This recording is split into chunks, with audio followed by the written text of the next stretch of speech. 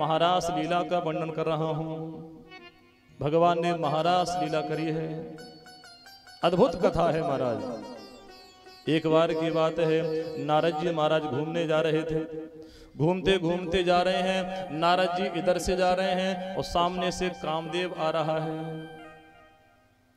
सामने से कामदेव आ रहा है और इधर से नारद जी जा रहे हैं। दोनों आपस में मिले।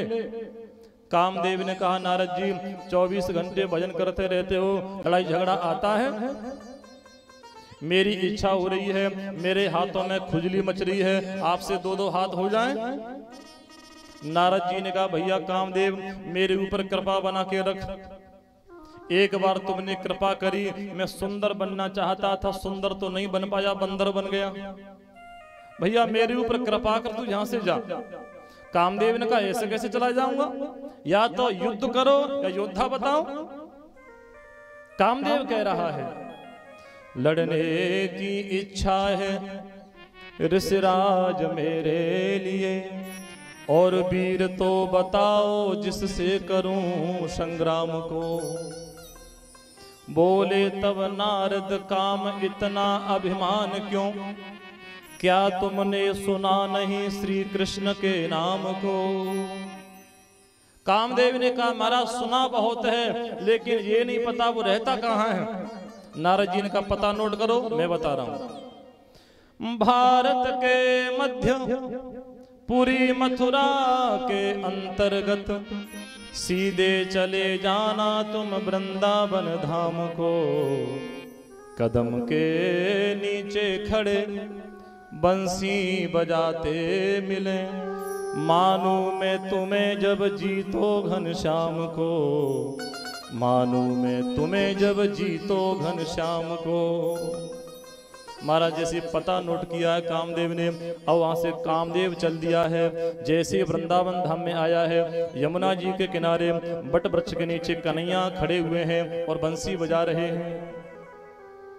महाराज कामदेव जैसे आया है, आते आते प्रभु के चरणों में प्रणाम किया, कन्हैया के चरणों में प्रणाम किया। कन्हैया ने कहा, भैया आपका नाम? मेरा नाम कामदेव। क्यों आए हो? लड़ने की इच्छा है। अरे कामदेव, लड़ने के लिए आए हो और आते आते प्रणाम कर रहे हो और फिर जीत के जाओगे? ऐसे कैसे हो सकता है? हार तो तुमने पहले ही स्वीकार कर ली। कामदेव मैं तुमसे युद्ध अवश्य करूंगा, लेकिन अभी नहीं। क्यों? अभी तुम भी अकेले और मैं भी अकेला। मानो मैंने तुम्हें हरा दिया। भगवान कह रहे हैं, मैंने तुम्हें हरा दिया, लेकिन तुमने झूठा प्रचार करवा दिया और पेपर में निकलवा दिया मैंने कृष्ण को हराया है, तो पेपर पढ़ने वाले तो सही मानेंगे। ऐसा हुआ होगा? कामदेव अभी नहीं, आगे चलकर मेरे साथ में हजारों गोपियां होंगी, मैं अकेला होऊंगा और गोपियों के साथ में महारास लीला करूंगा, तब तुम आना, मैं तुमसे युद्ध करूंगा। तैयार हो जाओ। महाराज कामदेव लौट के गया है। उसके बाद में क्या हुआ है, आज शरद रात्रि की पूर्णिमा तिथि आई है और भगवान के मन में महारास लीला करने की इच्छा जागृत हुई है। भगवान पिता रात्रि शरदोत्फुल्ल मल्लिका, विसरन्तुम मनश्चक्रे योग मायामुपाश्रितः। भागवत के प्रेमियों, अद्भुत कथा है। भगवान पिता रात्रि शरदोत्फुल्ल मल्लिका, विसरन्तुम मनश्चक्रे योग मायामुपाश्रितः। आज महाराज शरद रात्रि की तिथि पूर्णिमा तिथि आई है। रात्रि के 12 बजे हैं और भगवान कृष्ण अपने नंद महल से निकलकर पहुंचे यमुना जी के किनारे, बट वृक्ष के नीचे खड़े हुए हैं और बंसी बजा रहे हैं।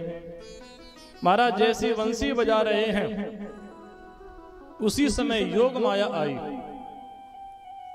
योग माया ने कहा, कृष्ण क्या कर रहे हो? कन्हैया ने कहा, योग माया मैं महारास लीला करूंगा। योग माया ने कहा, महारास लीला कब होगी? जब गोपियां आएंगी तब। रात्रि के 12 बजे हैं, सब सो रही हैं। अकेले बंसी बजा रहे हो, कोई नहीं आने वाली। योग माया क्या करें बताओ? तो योग माया ने कहा मैं आपकी लीला में सहायता करूं। करो, कैसे सहायता करोगी? तो योग माया ने कहा कृष्ण आप बंसी बजाओ, मैं बंसी के छिद्रों पर बैठ जाऊंगी। क्या होगा? आप जब बंसी बजाएंगे मैं बंसी के छिद्रों पर बैठ जाऊंगी, और जो गोपी आपकी बंसी सुनेगी उस गोपी को ऐसा लगेगा कन्हैया मेरा नाम ले रहे हैं और मुझे बुला रहे हैं। गोपी दौड़ी दौड़ी आएगी। योग माया मुपाश्रितः। योग माया मतलब बंसी।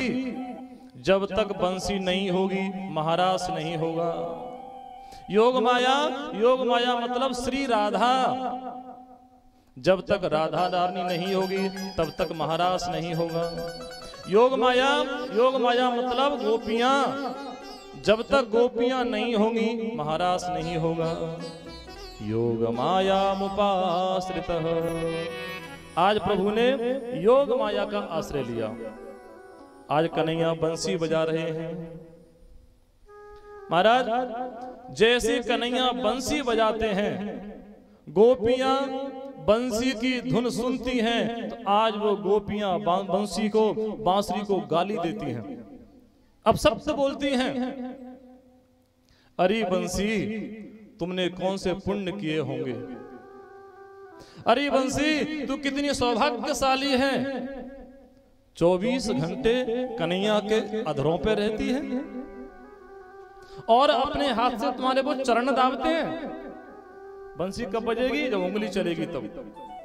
अरे बंसी तू कितनी सौभाग्यशाली है, 24 घंटे कन्हैया के अधरों पर रहती है और तुम्हारे वो चरण दाबते हैं। ऐसा लगता है बंसी तुम तो हमारी सौतीन हो। हम 24 घंटे कन्हैया का चिंतन करते हैं, कन्हैया हमारी तरफ देखते भी नहीं है। तुम 24 घंटे कन्हैया के पास में रहती हो। आज गोपियां बंसी को गाली दे रही हैं। आग लगे इन बासन में जिन बासन ते उपजी बांसुरी। बांसुरी कब बनती है? किससे बनती है? बांस से। आग लगे इन बासन में जिन बासन ते उपजी बांसुरी। रात बजे आधी रात बजे और भोर ते साँझ बजे बांसुरी। रस खानमय ऐसी आन पड़ी नित श्याम बजावत है बांसुरी। ब्रज को रहनो हम छोड़ दियो क्यों, ब्रज में बसत बेरिन बांसुरी। ब्रज में बसत बेरिन बांसुरी। गोपियां कह रही हैं आज के बाद में हम ब्रज में नहीं रहेंगी क्योंकि ब्रज में हमारी सौतन रहती है। महाराज जैसे ही भागवत के प्रेमियों ध्यान से कथा को समझिएगा, आज जैसे ही गोपियों ने बांसुरी को गाली दी तो बांसुरी भी चुप नहीं रही। बांसुरी ने जवाब दिया। प्रमोद भैया बांसुरी ने जवाब दिया, अरे गोपियों मुझको गाली दे रही हो। अरे जितना त्याग मैंने किया जीवन में आपने तो कुछ नहीं किया। जितना त्याग मैंने जीवन में किया अगर आप उतना त्याग करोगी तो आप भी कन्हैया के पास में हमेशा रहोगी। बांसुरी ने कहा अरे गोपियों जो कुछ मैं हूं ऊपर से हूं, अंदर मेरे कुछ नहीं है। आपने देखा होगा बांसुरी को, बांसुरी जो कुछ है ऊपर से ही है, अंदर कुछ नहीं, खाली है। बांसुरी कहना चाहती है जो कुछ हूं मैं ऊपर से हूं, मेरे अंदर कुछ नहीं है। और तुम्हारे अंदर काम, क्रोध, लोभ, मोह, ईर्षा, छल, कपट, पाखंड भरा हुआ है और मुझे गाली दे रही हो। मैं जो कुछ हूं ऊपर से हूं, मेरे अंदर कुछ नहीं है, एकदम खाली हूं। और जिस दिन आप एकदम खाली हो जाओगे परमात्मा आपको भी अपना लेगा मेरे जैसे। आज मानो बांसुरी कहना चाह रही है अरे गोपियों मैंने कितना त्याग किया जीवन में, आपने तो कुछ भी नहीं किया। तो एक गोपी ने कह दिया बांसुरी बताओ तुमने क्या त्याग किया। बांसुरी बता रही है सखी बांसुरी बांस के रूप में थी, सखी बांसुरी बांस के रूप में थी, बन आग से खूब जलाई गई। आपने देखा होगा जब बांसों का जंगल होता है, बांसों का जब झुंड होता है तो अपने आप आग लग जाती है, उसमें आंधी चलती है, तेज हवा चलती है, बांस आपस में टकराते हैं, अग्नि लग जाती है। सखी बांसुरी बांस के रूप में थी, बन आग से खूब जलाई गई। और फिर ऊपर से बरसा की धार सही। अरे गोपियों, जब बारिश होती है तो सब लोग अपने अपने घर चले जाते हैं, लेकिन मैं जंगल में खड़ी रहती हूँ, पूरी बारिश को सहन करती हूँ। क्यों? मुझे पता है मेरा अंत बहुत अच्छा है। फिर ऊपर से बरसा की धार सही, सदा शीत समीर सताई गई। ठंडी पड़ती है, सब लोग अपने अपने घर के अंदर चले जाते हैं, मैं ठंडी भी सहन करती हूँ। फिर तीव्र कुठार से काटी गई। जब बांसुरी बनाते हैं तो महाराज बांस को काटा जाता है, और बांस को जब काट रहे सामने वाला, बांसुरी कह रही है जब मुझे काटा गया कितना कष्ट हुआ। किसी का हाथ काट के बताओ, किसी की उंगली काट के बताओ कितना कष्ट होगा। जब बांसुरी कह रही है जब मैं बांस के रूप में थी, एक व्यक्ति आया और मुझे काट दिया, तब भी मैंने कुछ नहीं कहा, क्योंकि मुझे पता है अंत बहुत अच्छा है। सामने वाले ने मुझे काट दिया, फिर भी शांति नहीं मिली। फिर तीव्र कुठार से काटी गई, कुलधानी में छेद कराई गई। आपने देखा होगा बांसुरी के अंदर 7 छिद्र होते हैं। कितने होते हैं? 7 छिद्र। 7 छिद्र होते हैं, और बांसुरी के अंदर 7 छिद्र कब होंगे? एक लोहा होता है, उसको गर्म किया जाता है, एकदम लाल किया जाता है। लाल एकदम लोहा हो जाएगा, उसको बांस के अंदर डाला जाएगा, तब छिद्र होगा। लाल लोहा किसी में छुआ के बताओ कितना कष्ट हो रहा है, लेकिन बांसुरी को पता है कोई बात नहीं, मेरा अंत बहुत अच्छा है। फिर तीव्र कुठार से काटी गई, कुलधानी में छेद कराई गई। ब्रह्मादिक के भाव में शून्य गई, तब माधव से अपनाई गई, तब माधव से अपनाई गई। बांसुरी जब तैयार हो गई तो सबसे पहले बांसुरी ब्रह्मा जी के पास में गई। ब्रह्मा जी ने मना कर दिया, हमें नहीं चाहिए, इसमें कुछ नहीं है, खाली है। देवताओं के पास में पहुंची, देवताओं ने मना कर दिया, हमें नहीं चाहिए, खाली है। शंकर जी के पास में पहुंची, शंकर जी ने मना कर दिया, हमें भी नहीं चाहिए, ये तो एकदम खाली है। भगवान कृष्ण ने देखा, कन्हैया ने देखा कि जिस बांसुरी को सबने ठुकरा दिया और मैं भी ठुकरा दूंगा, बेचारी कहां जाएगी। कन्हैया ने उसी समय बांसुरी ली है और अपने अधरों पर रख ली है। अधरों पर रखकर जब कन्हैया बंसी बजा रहे हैं, अपने उंगलियों से चरण दाब रहे हैं, आज वो बांसुरी धन्य हो गई, तीनों लोकों में पूजनीय हो गई है। ब्रह्मादिक के भाव में शून्य गई, तब माधव से अपनाई गई, तब माधव से अपनाई गई। आज मानो गोपियां जब बांसुरी को गाली दे रही हैं। आज महाराज क्या हुआ है, रात्रि के 12 बजे हैं, कन्हैया यमुना जी के किनारे पर हैं, बट वृक्ष के नीचे खड़े हुए हैं, बंसी बजा रहे हैं, योग माया का आश्रय लिया है। महाराज उसी समय क्या हुआ है, भगवान सुखदेव जी वर्णन कर रहे हैं, परीक्षित गोपियों की तो वो दशा हो गई है। एक गोपी महाराज रात्रि के समय लिखा हुआ है गाय का दूध निकाल रही है। जैसी गाय का दूध निकाल रही है महाराज, उसी समय उस गोपी के लिए वह भगवान की दिव्याति दिव्य मधुराति मधुर बंसी की तान सुनाई दी है। आज गोपी ने मन में विचार किया, कन्हैया मेरा नाम ले रहे हैं, मैं गाय का दूध निकाल रही हूँ, तब तक जाऊंगी बहुत देरी हो जाएगी। बाल्टी गौ माता के नीचे रख दी है, प्रार्थना कर ली है, हे गौ माता आपको जितना दूध देना है अपने आप दे देना, मैं यहाँ से जा रही हूँ। गौ माता ने पूछा कहाँ जा रही हो? मुझे कन्हैया बुला रहे हैं। गोपी ने दौड़ लगा दी है, कन्हैया के पास में पहुंच गई है। एक गोपी महाराज लिखा हुआ है अपने बालक को दूध पिला रही है, बालक दूध पी रहा है महाराज। उसी समय उस गोपी के लिए भगवान की दिव्याति दिव्य मधुराति मधुर बंसी की तान सुनाई दी है। गोपी तो पागल हो गई, मैं अपने बालक को दूध पिला रही हूँ, इस बालक को तो बाद में भी दूध पिला दूंगी, कन्हैया के पास में मुझे जाना है, कन्हैया मेरा नाम ले रहे हैं, मुझे बुला रहे हैं। गोदी में बालक था, बालक को नीचे पटक दिया है। गोपी ने दौड़ लगा दी है, कन्हैया के पास में पहुंच गई है।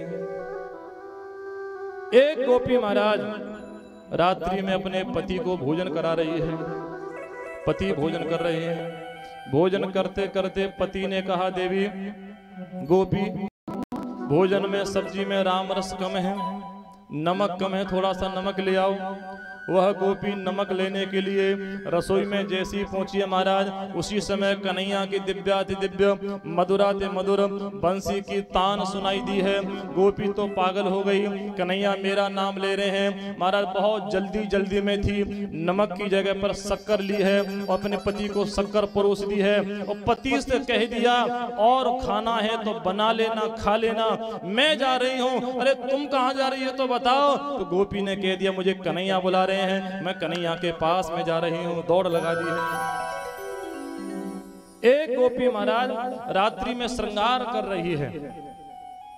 जो माताएं जब रात्रि में सोती हैं तो कुछ श्रृंगार करके सोती हैं, जैसे आंखों में काजल, ये तो माताओं का विशेष श्रृंगार है। आज गोपी आंखों में काजल लगा रही है महाराज। उसी समय क्या हुआ है, काजल की डिब्बी हाथ में है, एक उंगली में काजल लिया है, जैसे एक आंख में काजल लगाया था दूसरे में लगाने को तैयार हुई, उसी समय उस गोपी के लिए वह भगवान की दिव्याति दिव्य मधुराति मधुर बंसी की तान सुनाई दी है। गोपी ने मन में विचार किया, कन्हैया मेरा नाम ले रहे हैं, मैं दूसरी आंख में काजल लगाऊंगी, तब तक बहुत देरी हो जाएगी। कन्हैया तन का श्रृंगार नहीं देखते हैं, वो तो मन का श्रृंगार देखते हैं। काजल की डिब्बी वहीं पर फेंक दी है। गोपी ने दौड़ लगा दी है, कन्हैया के पास में पहुंच गई है। एक गोपी महाराज रात्रि में अपने सासू मां की चरणों की सेवा कर रही है, पैर दाब रही है। महाराज शास्त्रों में लिखा हुआ है, पहले, अब तो शास्त्र भी बदल गए हैं, शास्त्रों में लिखा हुआ है कि पहले की जब बहुएं रात्रि में सोती थी तो उससे 5 मिनट पहले ही सही सासू मां के पास में आती और चरणों की सेवा करती थी। 5 मिनट ही सही सेवा करती थी, उसके बाद में सोती थी। अब समय बदल गया है, अब घर में बहुएं भी ऐसी आ रही हैं, वो कह रही हैं कि सासू मां मेरी सेवा कर दे। लेकिन पहले का नियम था, जब बहुएं जब सोने जाती थी तो 5 मिनट ही सही सासू माँ के पास में जाती, चरणों की सेवा करती थी। महाराज एक गोपी है, अपने सासू माँ के चरणों की सेवा कर रही है, पैर दाब रही है, एक पैर दाब रही है और सासू माँ से वार्तालाप कर रही है, माता जी आज के बाद में रोज मैं आपकी सेवा करूंगी। महाराज उसी समय क्या हुआ है, एक पैर दाब रही है और दाबते दाबते उस गोपी के लिए वह भगवान की दिव्याति दिव्य बंसी की तान सुनाई दी है। गोपी तो पागल हो गई, कन्हैया मेरा नाम ले रहे हैं, मुझे बुला रहे हैं। महाराज खड़ी हुई है, उसी समय सासू माँ ने पूछा, अरे बहू कहाँ जा रही हो, अभी दूसरा पैर बाकी है, दूसरा रह गया है। तो गोपी ने कह दिया, माता जी आपको जल्दी पड़ी हो तो खुद अपने आप दाब लेना, मुझे कन्हैया बुला रहे हैं, नहीं तो मैं लौट के आऊंगी तब दाऊंगी। उसी समय गोपी ने दौड़ लगा दी है, कन्हैया के पास में पहुंच गई है। एक गोपी महाराज एक गोपी ने जैसे कन्हैया की दिव्याति दिव्य बंसी की तान सुनाई दी है, गोपी तो पागल हो गई, मुझे कन्हैया बुला रहे हैं, मुझे कन्हैया के पास में जाना है। जैसे महाराज गोपी दौड़ के जा रही है, उसी समय उसका पति आ गया। कहाँ जा रही हो? रात्रि के 12 बजे हैं। उसी समय उस गोपी ने कह दिया, मुझे कन्हैया बुला रहे हैं, मैं किसी परपुरुष के पास में नहीं जा रही हूँ, मैं जगतपति के पास में जा रही हूँ, मुझे कन्हैया बुला रहे हैं। उसके पति ने नहीं जाने दिया, हाथ पकड़ लिया, कमरे में अंदर ले गया, दरवाजा बंद कर दिया, ताला लगा दिया। उस गोपी ने कहा है, मुझे कन्हैया के पास में जाना है, आप मुझे जाने दो। लेकिन उसके पति ने नहीं जाने दिया। आज उस गोपी ने मन में विचार किया, आज कन्हैया शरीर को नहीं देखते हैं, प्राणों को देखते हैं। उसी समय उस गोपी ने अपने शरीर में आग लगाई है, अग्नि लगाई है। 5 मिनट में शरीर भस्म हो गया है, शरीर में से प्राण निकले हैं और प्राणों के माध्यम से सबसे पहले कन्हैया के पास में पहुंच गई है। चारों तरफ से गोपियां आ गई हैं। कन्हैया ने देखा गोपियां आ गई हैं, कन्हैया खड़े हुए हैं और सभी गोपियों का स्वागत किया है। स्वागतम वो महाभागा प्रियम किम करवाणि वो ब्रजस्या नामयं कस्येत् ब्रूतागमन कारणम्। आओ गोपियों, आपका स्वागत है, आपका वंदन है, आपका अभिनंदन है, आप आइए, पधारिए। धन्य है जगत के पिता, लीला कर रहे हैं। जगत के पिता होने के बाद में भी गोपियों का स्वागत कर रहे हैं। स्वागतम वो महाभागा। आज मां भगवान शिक्षा दे रहे हैं, गोपियां कौन है? अतिथि। और घर में जब अतिथि आवे, संत देवता ब्राह्मण देवता जब घर में आए, स्वागत करना चाहिए। अतिथि देवो भव शास्त्र कहते हैं। आज जगत के पिता शिक्षा दे रहे हैं। गोपियों, आपका स्वागत है, आपका वंदन है। लेकिन महाराज आजकल तो स्वागत की परंपरा ही बदल गई है। प्रमोद भैया, आपने देखा होगा, पहले के लोग अपने घर के दरवाजे पर लिखते थे सुस्वागतम। क्या लिखते थे? सुस्वागतम। कोई संत निकल के जा रहे हैं, कोई ब्राह्मण देवता निकल कर जा रहे हैं, कोई अतिथि निकल कर जा रहे हैं, उन्होंने देखा लिखा हुआ है सुस्वागतम। विचार किया किसी भक्त का घर है, अंदर चलो, पानी मिल जाएगा, भोजन मिल जाएगा। सामने वाला अंदर जाता, पानी मिलता सम्मान से, भोजन भी मिलता था। पहले के लोग अपने दरवाजे पर लिखते थे सुस्वागतम, आपका सुंदर स्वागत है। लेकिन वो सुस्वागतम वक्त का मारा था, ज्यादा नहीं चल पाया। हमने अपने घर के दरवाजे पर लिख दिया स्वागतम। अब क्या लिखते हैं? स्वागतम। पहले लिखते थे सुस्वागतम, आपका सुंदर स्वागत है। लेकिन अब लिखते हैं स्वागतम, आपका स्वागत है। चलो कोई बात नहीं, ये भी ठीक है। संत निकल कर जाते थे, ब्राह्मण देवता निकल कर जा रहे हैं, कोई अतिथि निकल कर जा रहा है। उसने देखा दरवाजे पे लिखा हुआ है स्वागतम, किसी भक्त का घर है, अंदर चलो, पानी मिलेगा, भोजन मिलेगा। बेचारा वो स्वागतम भी वक्त का मारा था, ज्यादा चल नहीं पाया। हम थोड़े से स्वार्थी हो गए, हमने अपने दरवाजे पर लिख दिया शुभ लाभ। क्या लिखा? शुभ लाभ। आपका शुभ हो, लेकिन कब? पहले मेरा लाभ हो। शुभ लाभ आपका शुभ हो, लेकिन उससे पहले मेरा लाभ हो, मुझे फायदा हो, तब आपका शुभ हो। हम लोग थोड़े से स्वार्थी हो गए। चलो कोई बात नहीं, ये भी ठीक था। शुभला भी बेचारा वक्त का मारा था, ज्यादा चल नहीं पाया। हम थोड़े से विदेश पढ़ के आ गए, तो हमने अपने घर के दरवाजे पर लिख दिया वेलकम। अब वेलकम के गाय कम के क्या कम, ये भगवान जाने। किसी से पूछा भैया वेलकम का अर्थ क्या है? बोले ये तो नहीं पता, लेकिन पिताजी कहते थे स्वागतम ही होता होगा। पिताजी से पूछा, बोले दादाजी कहते थे। दादाजी से पूछा, बोले परदादा कहते थे। अब किसी को नहीं पता कि वेलकम का अर्थ क्या है। चलो कोई बात नहीं, ये भी ठीक है। महाराज पहले के लोग अपने घर के दरवाजे पर लिखते थे सुस्वागतम। उस सुस्वागतम भी वक्त का मारा था, ज्यादा चल नहीं पाया, हमने अपने घर के दरवाजे पर लिख दिया स्वागतम। स्वागतम भी वक्त का मारा था, ज्यादा चल नहीं पाया, हम थोड़े से स्वार्थी हो गए, हमने घर के दरवाजे पर लिख दिया शुभ लाभ। भी वक्त का मारा था, ज्यादा चल नहीं पाया, हम थोड़े से विदेश पढ़ के आ गए, हमने घर के दरवाजे पे लिख दिया वेलकम। और वेलकम भी बेचारा वक्त का मारा था, हम थोड़े से ज्यादा पढ़ लिख गए, तो हमने बड़े बड़े लोगों के घर के दरवाजे पर देखा है कुत्तों से सावधान। देखा होगा आपने, बड़े बड़े शहर में जाके देखो, महानगरों में जाके देखो, जो बड़े बड़े लोग हैं दरवाजे पर लिखा है कुत्तों से सावधान। घर के अंदर बड़े बड़े कुत्ते हैं, खा जाएंगे, बड़े बड़े हैं। भैया कितनी परंपरा बदल गई। पहले के लोग दरवाजे पर द्वारपाल रखते थे, दरबान रखते थे, क्यों? घर के अंदर कुत्ता ना चला जाए। कुत्ता घर के अंदर चला जाएगा, रसोई में चला जाएगा, रसोई अपवित्र हो जाएगी। पूजन वाले कमरे में चला जाएगा, पूजन वाला कमरा अपवित्र हो जाएगा। और आजकल हम लोग घर के दरवाजे पर कुत्ता रखते हैं, कोई इंसान ना चला जाए, कोई मेहमान ना चला जाए।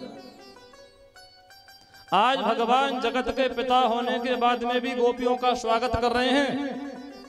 स्वागतम वो महाभागा प्रियम किम करवाणि ब्रजस्या नामयं कश्चित् ब्रूतागमन कारणम। अरे गोपियों, आपका स्वागत है, आपका बंधन है। गोपियों ये बताओ कैसे आई हो? देखो कौन सा प्रश्न किया है। अरे गोपियों ये बताओ कैसे आना हुआ? गोपियों ने मन में विचार किया, एक एक गोपी का खुद ने नाम लिया, खुद ने बुलाया, और जैसी पास में आ गए और पूछ रहे कैसे आए हो। आज मानो कन्हैया थोड़ी सी परीक्षा ले रही हैं, कन्हैया परीक्षा ले रहे हैं। आज कन्हैया कहना चाहते हैं, अरे गोपियों आप पतिव्रता नारी हो। शास्त्र कहता है जो पतिव्रता नारी होती है उसके लिए रात्रि में बाहर नहीं जाना चाहिए। महाराज आज भगवान कृष्ण पतिव्रता नारी का धर्म बता रहे हैं। अरे गोपियों, पति चाहे कैसा भी हो, पति चाहे अंधा हो, पति चाहे लंगड़ा हो, पति चाहे बहरा हो, पति चाहे गूंगा हो, पति चाहे वृद्ध हो, पति चाहे रोगी हो, एक पत्नी के लिए पति परमेश्वर होता है।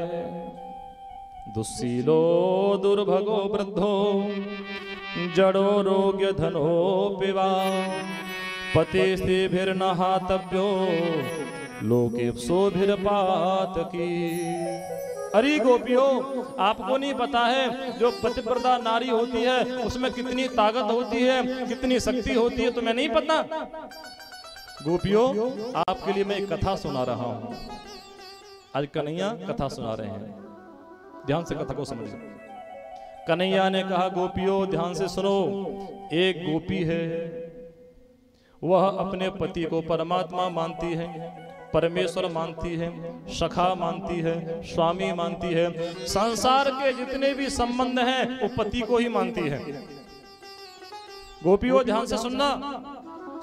एक दिन क्या हुआ है, उस गोपी का पति उसके पास में आया है, देवी देवी मुझे भूख लगी है, भोजन की व्यवस्था करो। महाराज जैसे ही बात सुनी है उसी समय उस गोपी ने भोजन बनाया है, थाली में लगाया है, स्वामी जी अब प्रसाद पा लीजिए। उसके पति ने भोजन किया है। भोजन करने के बाद में पति ने कहा है देवी मुझे नींद आ रही है, मैं सोना चाह रहा हूं। उसी समय गोपी ने कह दिया ठीक है आप यहीं पर सो जाओ। उसका पति सो गया है और अपना सिर अपनी पत्नी के गोदी में रख लिया है। पति को नींद आ गई है। थोड़ी देर में क्या हुआ है महाराज, इन दोनों का एक छोटा सा बालक है, घुटुवन घुटुवन चलता है, अभी वो चल नहीं पाता अच्छे से। आज वो गोपी बैठी हुई है, उसके बगल में उसका पति सो रहा है, उसका सिर उसकी गोदी में रखा हुआ है। उस गोपी ने क्या देखा, हमारा छोटा सा बालक है, घुटुअन घुटुअन चलता है, और घुटुअन चलते चलते वह बालक एकदम अग्निकुंड के पास में आ गया, जहां पर उसका पति रोज हवन करता था। अग्निकुंड में, उस कुंड में अग्नि जल रही है। आज जैसी वह छोटा सा बालक घुटुअन चलते चलते अग्नि कुंड के पास में आया, उस गोपी ने मन में विचार किया, अब मैं खड़ी नहीं होती हूं तो बालक समाप्त हो जाएगा, लेकिन मैं खड़ी होंगी तो मेरा पातिव्रत धर्म नष्ट हो रहा है, मेरे पति सो रहे हैं, क्या करूं।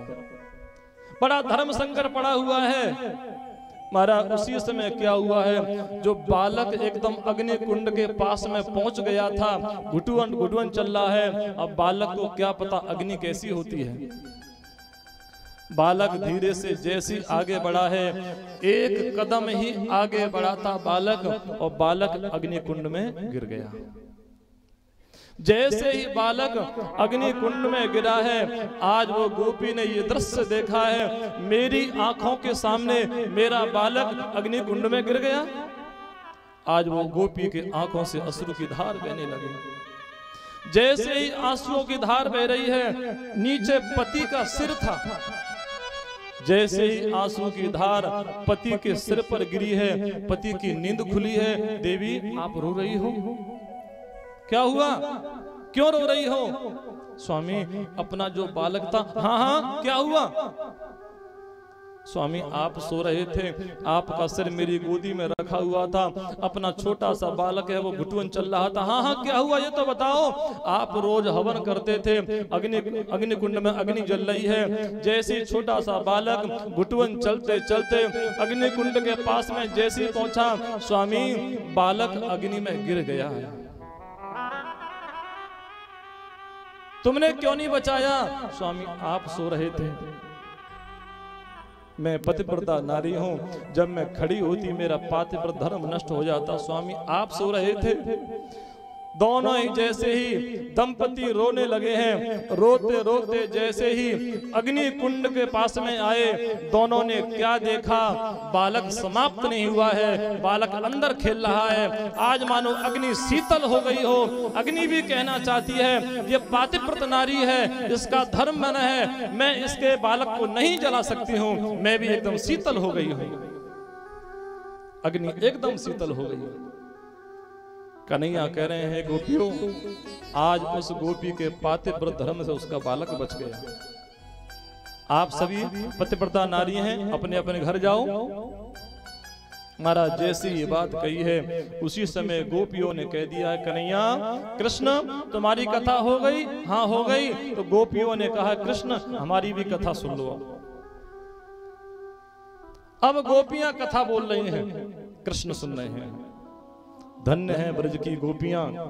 लोग कहते हैं गोपियां तो अनपढ़ हैं, मूर्ख हैं, अज्ञानी हैं, लेकिन वही अज्ञानी गोपियां, वही मूर्ख गोपियां आज जगत के पिता को कथा सुना रही हैं। कृष्ण हमारी कथा सुन।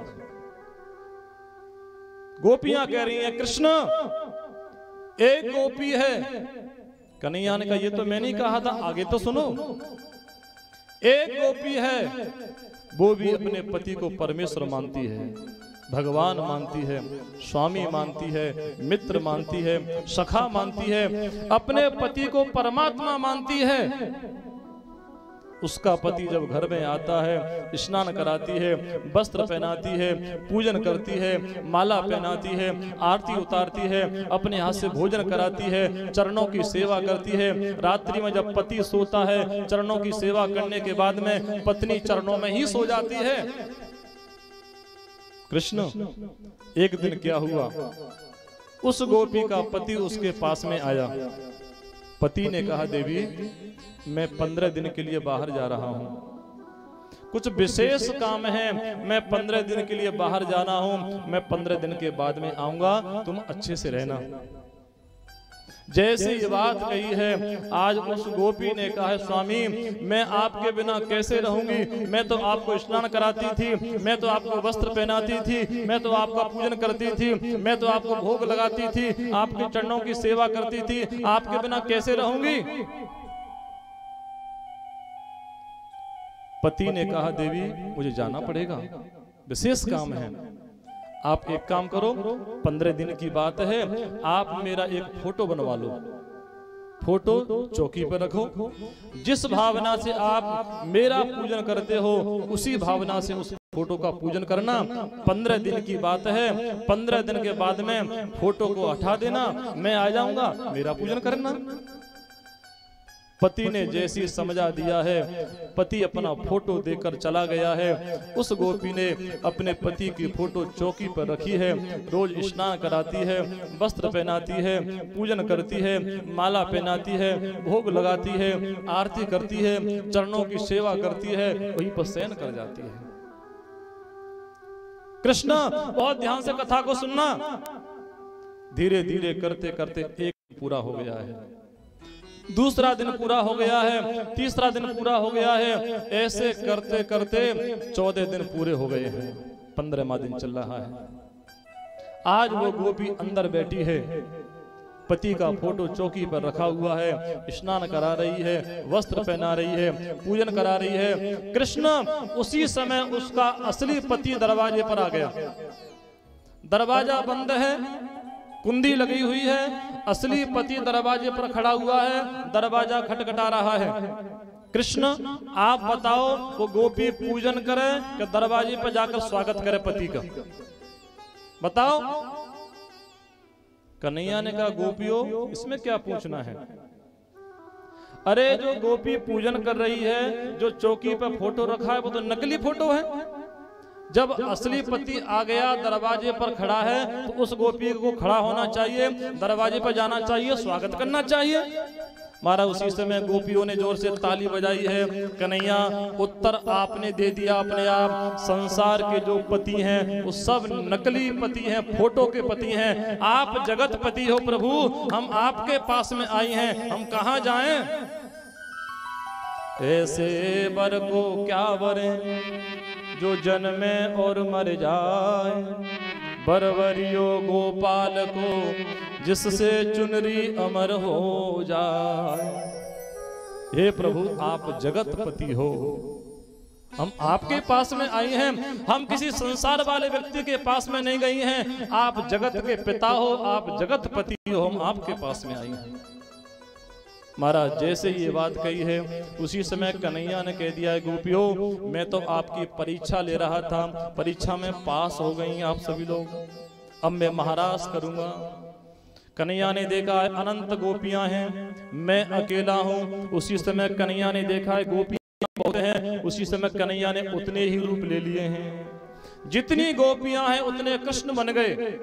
एक गोपी एक कृष्ण, एक गोपी एक कृष्ण, गोपी गोपी कृष्ण कृष्ण, कृष्ण कृष्ण गोपी गोपी, घेरा बना लिया चारों तरफ से, और बीच में राधा कृष्ण खड़े हुए हैं। आज भगवान गोपियों के साथ में महारास लीला कर रहे हैं। महाराज उसी समय कामदेव आया है, क्योंकि कामदेव को निमंत्रण दिया था। कामदेव जैसी आया महाराज, कामदेव ने 5 बाण छोड़े हैं, वशीकरण, उच्चाटन, मोहन, स्तंभन और उद्दीपन। 5 बाण जैसे छोड़े हैं कामदेव ने। उसी समय भगवान ने आज कामदेव को पराजित कर दिया है और कामदेव को उल्टा लटका दिया आकाश में। जाओ आज के बाद में मेरी परीक्षा मत लेना, मैं जगतपति हूं।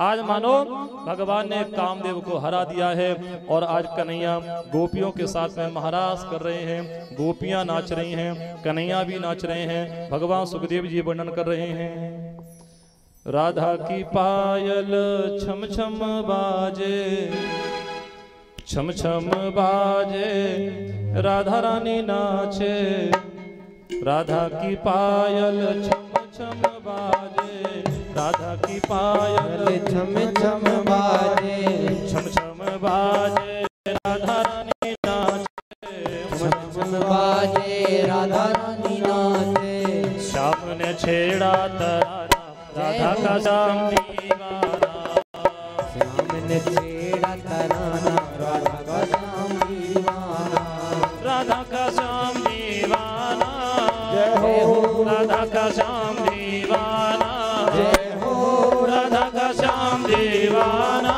जय हो राधा का श्याम दीवाना। हरे राम ने छेड़ा तराना राधा का श्याम दीवाना,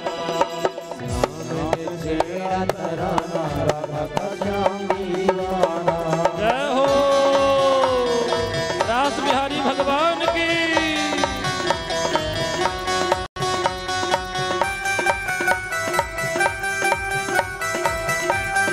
हरि बोल।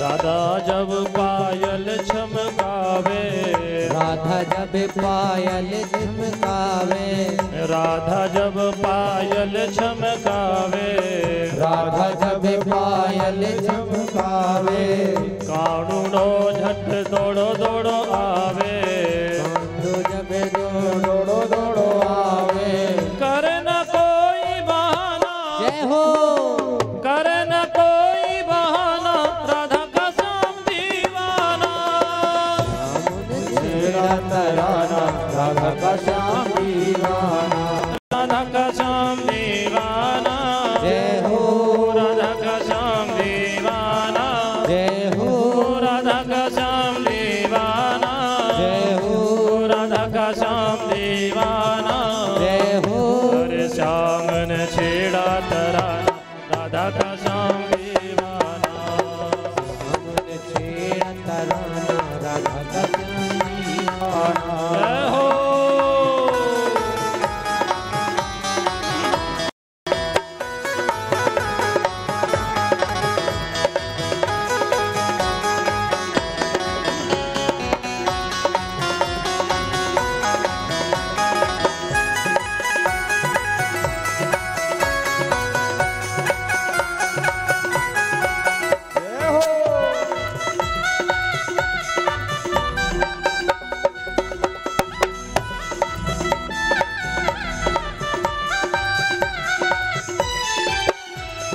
हरि हरि धरती हरो भरो पवन, हरि हरि धरती हरो भरो वन, हरि हरि धरती हरो भरो उपवन, हरि हरि धरती हरो हरो वन, गूंज रहो सारो वृंदावन, गूंज रहो सारो वृंदावन, गूंज रहो सारो वृंदावन, गूंज रहो सारो वृंदावन।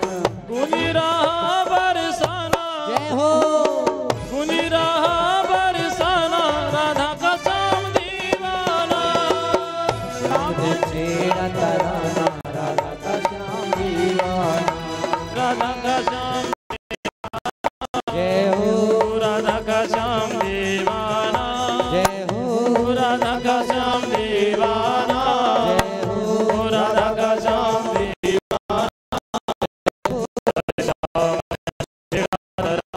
राधा का श्याम दीवाना। हमने छेड़ा तराना राधा का श्याम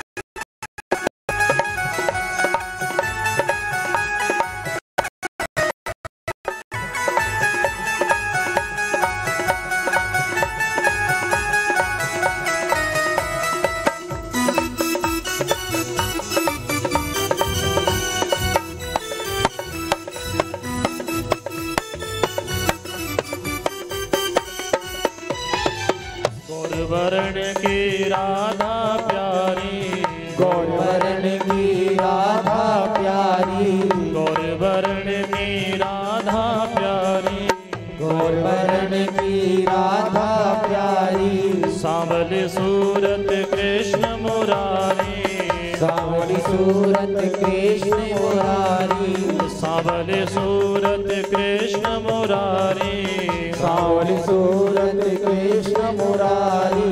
जू सम्मा परवाना, जय हो जू सम्मा परवाना, राधा का श्याम दीवाना, श्याम तेरा तराना, राधा का श्याम दीवाना।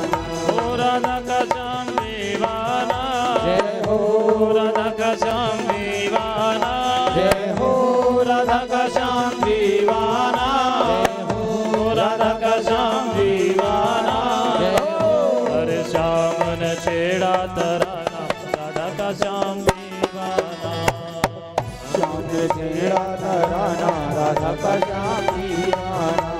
हरि बोल। ताली बजाते हुए सभी लोग। जय हो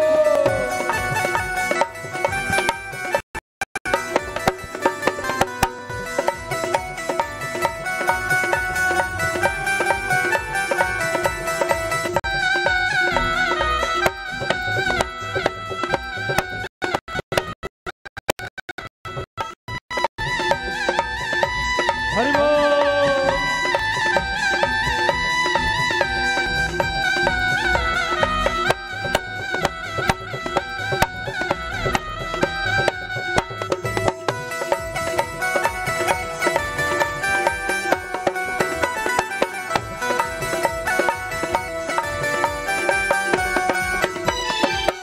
नंदू भज श्री राधे राधे, भजते राधे राधे, ओ नंदू भज श्री राधे राधे, नंदू भजते राधे राधे, राधे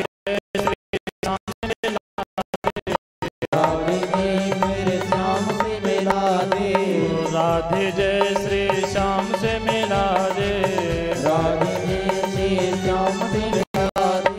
प्रेम का मंत्र सुहाना, जय हो प्रेम का मंत्र सुहाना, राधा का श्याम दीवाना, छेड़ा तराना, राधा का श्याम दीवाना। राधा का श्याम दीवाना, जय हो राधा का श्याम दीवाना, जय हो राधा का श्याम दीवाना, जय हो राधा का श्याम दीवाना, हरे श्याम ने छेड़ा तराना, राधा का श्याम दीवाना,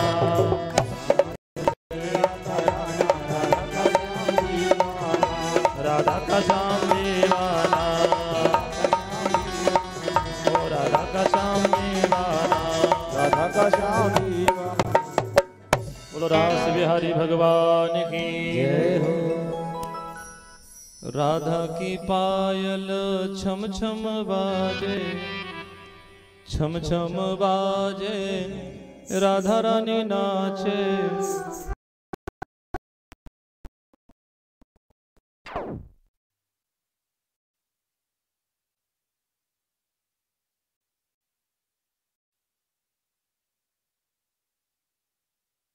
लीला में राधा की पायल छम छम बाजे, छम छम बाजे, राधा रानी नाचे, श्याम ने छेड़ा तराना, राधा का श्याम दीवाना। भगवान सुखदेव जी वर्णन कर रहे हैं, हरि हरि धरती हर्यो भर्यो उपवन, हरि हरि धरती हर्यो भर्यो उपवन, गूंज रयो सारो वृंदावन, अरे गूंज रहा बरसाना, राधा का श्याम दीवाना। रास बिहारी भगवान की जय हो। अब महाराज क्या हुआ है, आज कन्हैया गोपियों के साथ में महाराज कर रहे हैं, कृष्ण नाच रहे हैं, गोपियां भी नाच रही हैं। महाराज आज गोपियां जैसे ही नाच रही हैं, आज गोपियों के जीवन में अभिमान आ गया। गोपियां क्या सोच रही हैं, कृष्ण को हम नचा रही हैं, लेकिन ये नहीं पता कृष्ण सबको नचा रहे हैं।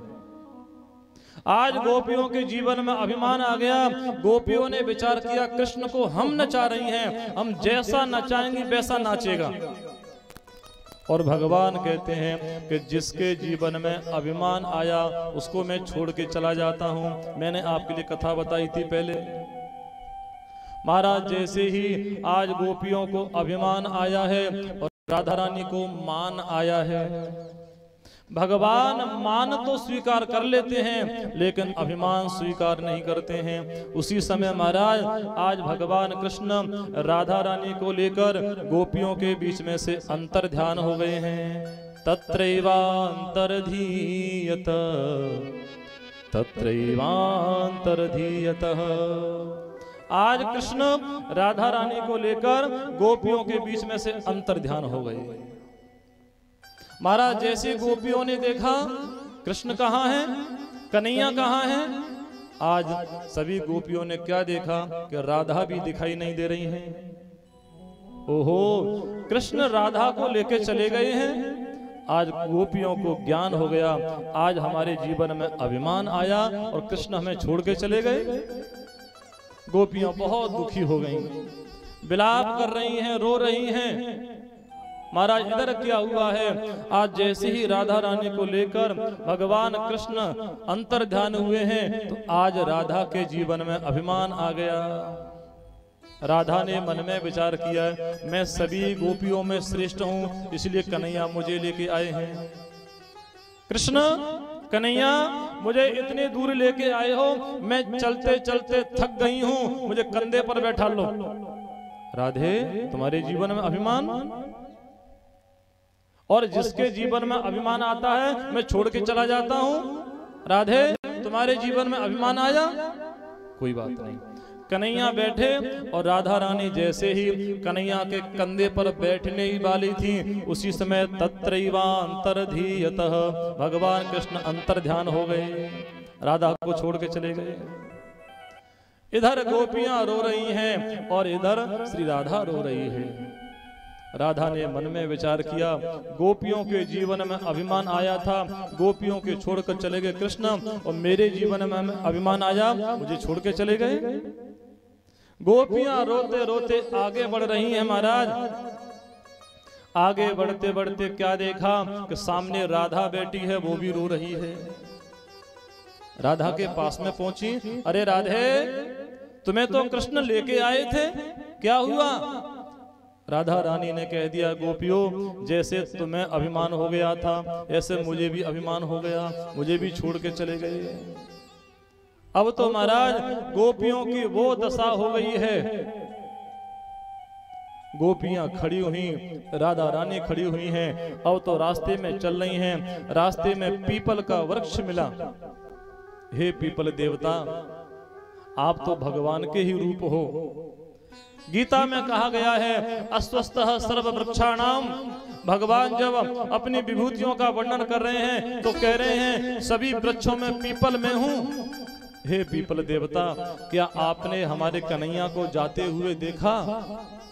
आज मानो पीपल ने अपने पत्ता हिला दिए, मैंने कन्हैया को नहीं देखा है। गोपियां आगे बढ़ गई हैं। आगे जैसी बढ़ी हैं तुलसी का पौधा मिला। हे तुलसी महारानी आप तो हमेशा कृष्ण के पास में रहती हो, आप तो हमेशा प्रभु के ऊपर रहती हो, क्या आपने हमारे कृष्ण को जाते हुए देखा है? आज मानो तुलसी ने मना कर दिया, मैंने तुम्हारे कृष्ण को नहीं देखा है। उसी समय गोपियों ने कह दिया है अरे तुलसी तुम तो हमारी सौतिन हो, तुम कहां बताओगी? हम सभी गोपियां तो भगवान के चरणों में रहती हैं, लेकिन तुम हमेशा ऊपर रहती हो, सिर पर रहती हो तुलसी। आपने देखा होगा कि तुलसी जब सालिग्राम पे चढ़ाते हैं तो ऊपर चढ़ाते हैं सालिग्राम जी के। ठाकुर के ऊपर चढ़ी ठकुरानी। अरे तुलसी तुम तो हमेशा सिर पे रहती हो, लेकिन तुम नहीं बताओगे तुम हमारी सौतिन हो। गोपियां रो रही हैं, विलाप कर रही हैं, और महाराज उसी समय रोते रोते गोपियां जैसे आगे बढ़ी हैं प्रार्थना कर रही हैं। हा नाथ रमण पृष्ठ क्वासि क्वासि महाभुज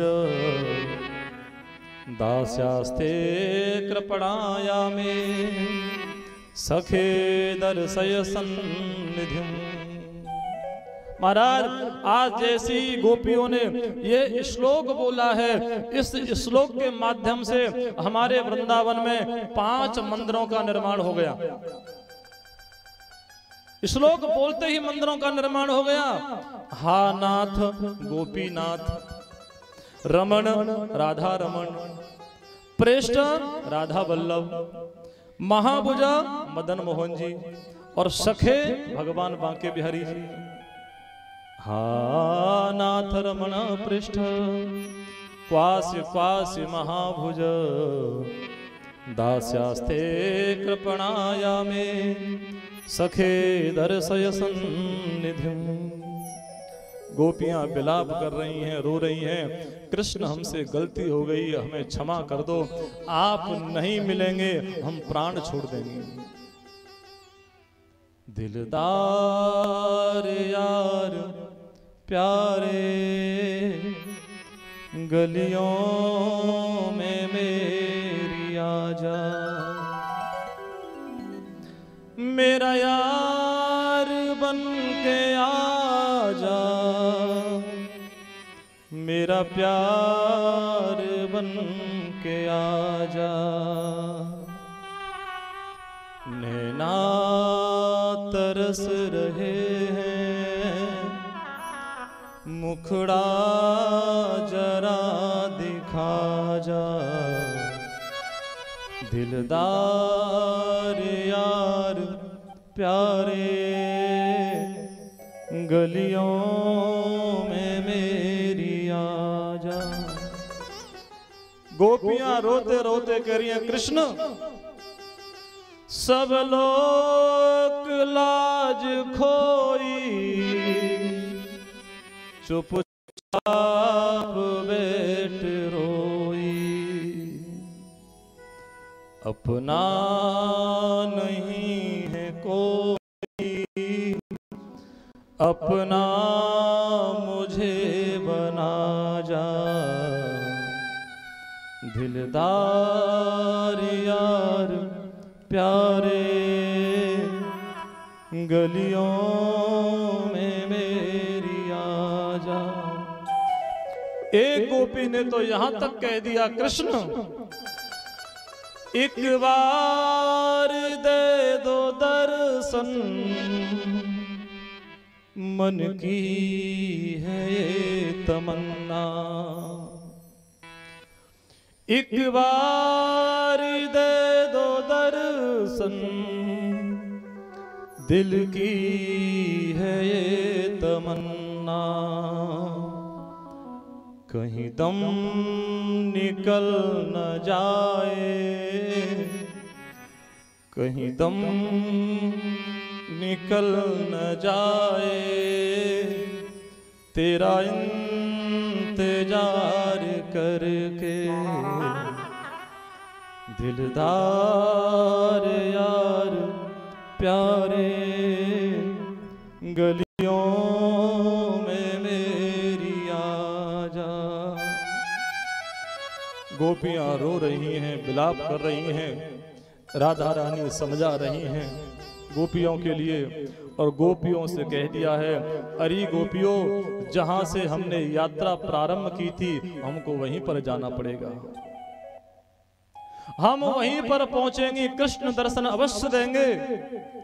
आज गोपियां रोते रोते यमुना जी के किनारे पर आ गईं और यमुना जी के किनारे पर खड़ी हुई हैं। सभी गोपियों ने रोते हुए एक गीत गाया है जिसका नाम हुआ है गोपी गीत। महाराज अनंत गोपियां हैं, असंख्य गोपियां हैं, अनंत गोपियों ने जब रोते रोते जो गीत गाया है, आज भगवान सुखदेव जी कह रहे हैं, परीक्षित ऐसा लग रहा है कि एक गोपी बोल रही है। 10 लोग बैठे होते हैं तो एक सुर में गा नहीं पाते, अलग अलग सबका सुर चलेगा, लेकिन धन्य है गोपियां, अनंत गोपियां हैं, रो भी रही हैं तो एक सुर में रो रही हैं। रोते रोते एक गीत गाया है जिसका नाम हुआ है गोपी गीत। गोप्यः ऊचुः जयते तेधिकम् जन्मना व्रजः श्रयत इंदिरा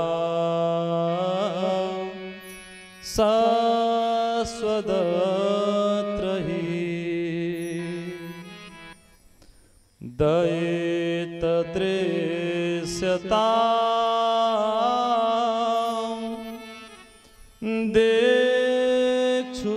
देक्षुतावका स्त्वयेधृता स्वां विचिन्वते स्वां विचिन्वते। महाराज गोपियों ने रोते रोते गीत गाया है जिसका नाम हुआ है गोपी गीत। एक गोपी प्रशंसा कर रही है तो एक गोपी निंदा भी कर रही है, व्यंग बोल रही है। एक गोपी ने कहा, कृष्ण आपका जन्म हमारे वृंदावन में हो गया तो हमारे वृंदावन की जय जयकार हो गई। आपका जन्म और कहीं हुआ होता तो कोई नहीं जानता कौन सा वृंदावन, कोई नहीं जानता। आपका जन्म हमारे वृंदावन में हुआ तो हमारे वृंदावन की जय जयकार हो गई। दूसरी गोपी ने कहा, नहीं नहीं कृष्ण, ये गोपी झूठ बोल रही है। अरे गोपी, एक तो कृष्ण वैसे भी नहीं आ रहा है, उनका दिमाग और चढ़ा रही हो। अरे कृष्ण, इस गोपी ने जो बोला है झूठ बोला है। आपके जन्म लेने से हमारे वृंदावन की जय जयकार नहीं हुई है, बल्कि तुम्हारी जय जयकार हो गई।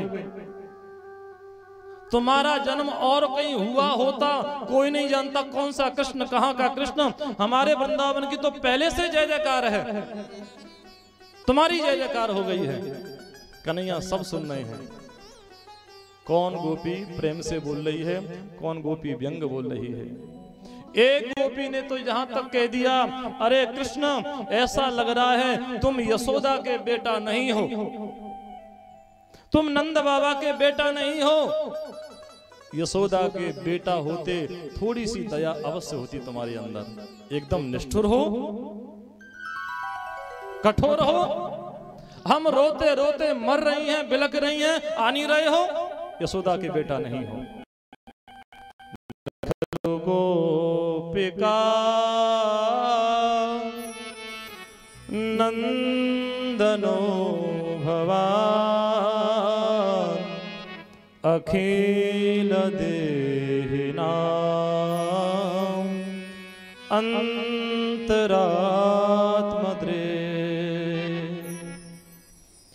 विघ्न सार्थितो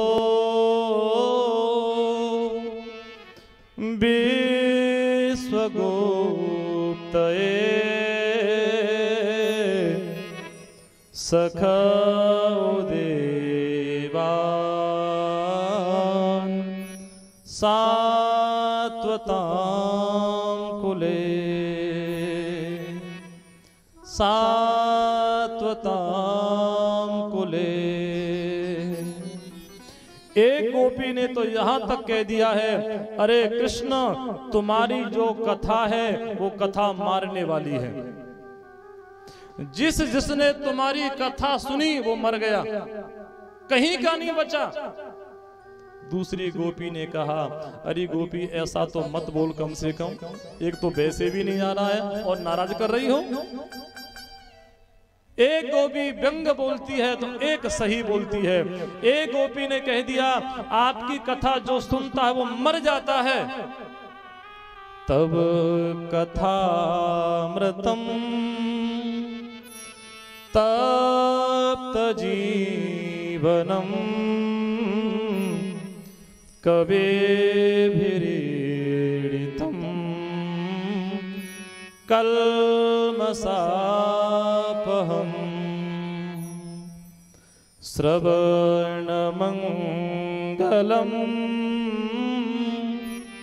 श्रीमदाततं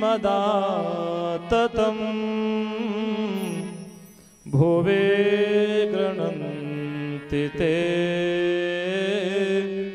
भूरिदा जना भूरिदा जना। एक गोपी ने कह दिया तब कथा मृतम, आपकी कथा मारने वाली है। किसको? तप्त जीवनम, जो पहले से दुखी है। एक तो पहले से दुखी, कथा सुन लिया मर गया, कहीं का नहीं बचा। दूसरी गोपी ने कहा नहीं नहीं ऐसी बात नहीं है। बोले तब कथा अमृतम, आपकी कथा अमृत देने वाली है। किसको? तप्त जीवनम, जो दुखी है ऐसे व्यक्ति के लिए आपकी कथा अमृत प्राप्त कराती है। एक गोपी ने तो यहां तक कह दिया कृष्ण ऐसा लगता है संसार में जितने पैसे वाले लोग हैं तुमसे मिले हुए हैं, तुम्हारी मिली भगती है। क्यों? उनके पास में पैसा नहीं होता, गरीब होते तुम्हारी कथा नहीं करवाते, और कथा नहीं होती तो जो हमारी गोपनीय लीला है उनके बारे में जानकारी नहीं मिलती। जितने लोग पैसे वाले तुमसे मिले हुए हैं उनके पास में पैसा है, कथा करवाते हैं, अच्छे ब्राह्मण को बुलाते हैं, योग्य ब्राह्मण को बुलाते हैं, जो हमारी गुप्त लीलाएं उनके बारे में जानकारी मिल जाती है। महाराज शास्त्र कहते हैं सभी पुराणों में भागवत महापुराण सर्वश्रेष्ठ है। सभी पुराण हैं लेकिन भागवत महापुराण है। हमारे देव भैया पधारे हैं इटालिया से, और हमारे मोहन भैया पधारे हैं इटालिया से, और ऐसे हमारे मिश्रा बाबूजी पधारे हैं। आप तीनों महापुरुषों का बहुत। सभी पुराणों में भागवत महापुराण सर्वश्रेष्ठ है, और भागवत महापुराण में 10वां स्कंद सर्वश्रेष्ठ है। 10वें स्कंद में रास पंचाध्यायी के 5 अध्याय सर्वश्रेष्ठ हैं। 29, 30, 31, 32, 33 रास पंचाध्यायी के 5 अध्याय सर्वश्रेष्ठ हैं। और उन 5 अध्यायों में गोपी गीत सर्वश्रेष्ठ है। गोपी गीत में कितने श्लोक हैं? 19। गोपी गीत में 19वां श्लोक सर्वश्रेष्ठ है, और 19वें श्लोक में अंतिम चरण सर्वश्रेष्ठ है। गोपियों ने 18 श्लोक बोले, कन्हैया नहीं आए, 19वां श्लोक बोल रही है। यत्ते सुजात चरणाम्बुरवं स्तनेषु भीतासनै प्रियदधि मयि कर्कशेषु तेनाटवी मटसि तत् व्यथते न किंस्वेत् पूर्वादिभिर्भ्रमति धीर भवदायुषान्नः। अंतिम चरण बोल दिया है भवदायुषान्नः। इसका अर्थ ये हुआ कन्हैया आप नहीं आ रहे हो, हम मर रहे हैं। अब किसी से कह दो भैया आप नहीं आ रहे हो, हम फांसी लगा रहे हैं, आना पड़ेगा सामने वाले को, नहीं तो मर जाएगा। गोपियों ने अंतिम में कह दिया कृष्ण आप नहीं आ रहे हो, यमुना जी में कूद रही हैं, हम मर रही हैं, कलंक आपको लगेगा, आपके कारण मर रही हैं। महाराज जैसे ही अंतिम चरण बोला है कन्हैया से नहीं रहा गया, और कन्हैया उसी समय गोपियों के बीच में प्रकट हो गए हैं। बोलो रास बिहारी भगवान की जय हो। तासा माविरभु छोरी स्मयमान मुखाम्बुज पीताम्बरधर सृग्वी साक्षान मनमथ मनमथ। कामदेव को मनमथ करने वाले, कामदेव को पराजित करने वाले आज भगवान कृष्ण प्रकट हो गए। और भगवान कृष्ण जब प्रकट हुए हैं तो सबसे पहले गोपियों के हाथ जोड़े और कहा सॉरी। क्या कहा? सॉरी। भगवान ने बोला, हम नहीं बोल रहे हैं। लिखा हुआ है तासा माविर भूत छोरी, यहाँ अच्छा लिखा है, लेकिन जब व्याकरण करेंगे हम लोग छा को सा हो जाता है, हो जाएगा सॉरी। हे गोपियों, आप मुझे क्षमा कर दें, आप मुझे क्षमा कर दीजिए, मेरी गलती थी। महाराज जैसे ही ये बात कही है तो गोपियों ने कह दिया है, कृष्ण हम तुम्हारे लिए रो रही थी, बिलक रही थी, मर रही थी, तुम आ क्यों नहीं रहे थे, कहाँ गए थे? तो कन्हैया ने कह दिया, कृष्ण ने कह दिया, मैं कहीं नहीं गया था, मैं तुम्हारे ही बीच में था। दिखाई क्यों नहीं दे रहे थे? बोले एक गोपी की मैंने चुन्नी है और अपने मस्तक पर डाल ली है, मैं सब देख रहा था किसने क्या कहा है। अब जिन गोपियों ने थोड़ा सा व्यंग कहा है वो पीछे हो गई, हमने तो पता नहीं क्या क्या बोला इनके बारे में, और जिन्होंने प्रशंसा करी है वो आगे हो गई। लेकिन कन्हैया प्रसन्न हो गए हैं। आज कन्हैया ने पुनः गोपियों के साथ में महारास लीला करी है, और आज भगवान का नाम पड़ा है रास बिहारी। बोलो रास बिहारी भगवान की जय हो। भगवान सुखदेव जी वर्णन कर रहे हैं कि जो व्यक्ति इस रास लीला को बहुत विस्तार से विस्तार पूर्वक श्रवण कराता है भक्तों के लिए, तो भगवान सुखदेव जी वर्णन कर रहे हैं, विक्रीडितं ब्रजवधूभिर्दं च विष्णु श्रद्धान्वितो न शृणुयात् तत्वर्णयेद्यः भक्तिं परां भगवती प्रतिलभ्य कामं हृदरोगमासुपहिनोत चिरेण धीरः। भगवान कहते हैं महाराज, यहाँ पर लिखा हुआ है हृदरोग मासुपहिनोत चिरेण धीरः। हृदरोग अटैक, किसी व्यक्ति को अटैक आ गया हो, दूसरे की तैयारी हो आने की, उससे पहले वो व्यक्ति चाहता है कि मुझे दूसरा अटैक नहीं आए, उससे पहले क्या करे? रास पंचाध्यायी के 5 अध्यायों का रोज पाठ करें। भगवान कहते हैं कि जो व्यक्ति रास पंचाध्यायी के 5 अध्यायों का रोज पाठ करते हैं उनको अटैक नहीं आता है। हृदरोग अटैक संबंधी उसको बीमारी नहीं आती है, उसका हृदय शुद्ध हो जाता है। महाराज उसके बाद में क्या हुआ है भगवान सुखदेव जी वर्णन कर रहे हैं, जब भगवान कृष्ण गायों को चराते